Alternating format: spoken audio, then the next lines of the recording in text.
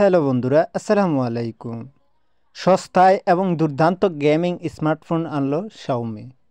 Xiaomi যা ভারতের সাথে বিশ্বব্যাপী পরিচিত স্মার্টফোন ব্র্যান্ড।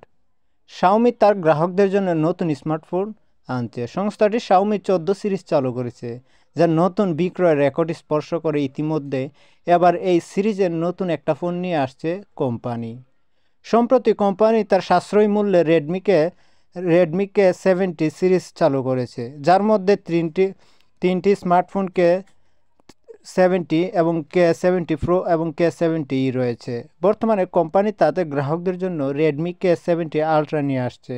আজ আমরা আপনাদেরকে এটি সম্পর্কে বলতে যাচ্ছি। 2024 সালের প্রথম দিকে লঞ্চ করা হতে পারে রেডমি কে 70 আলট্রা। এই ডিভাইসটি আইফোন 15 প্রো ম্যাক্স এবং স্যামসাং গ্যালাক্সি S24 আলট্রার সাথে প্রতিযোগিতা করতে পারে। মিডিয়ার রিপোর্ট থেকে জানা যাচ্ছে যে রেডমি কে 70 আলট্রা 2024 সালের প্রথম ত্রৈমাসিকে লঞ্চ হতে পারে। এর পাশাপাশি লঞ্চের আগে কিছু স্পেসিফিকেশনও প্রকাশ্যে এসেছে। জানা গিয়েছে যে এই ফোনটির দাম 30,000 টাকারও কম হতে পারে। ডিজিটাল চ্যাট স্টেশন সম্প্রতি জানিয়েছে যে এটি রেডমি কে 70 আলট্রা নিয়ে কাজ করেছে।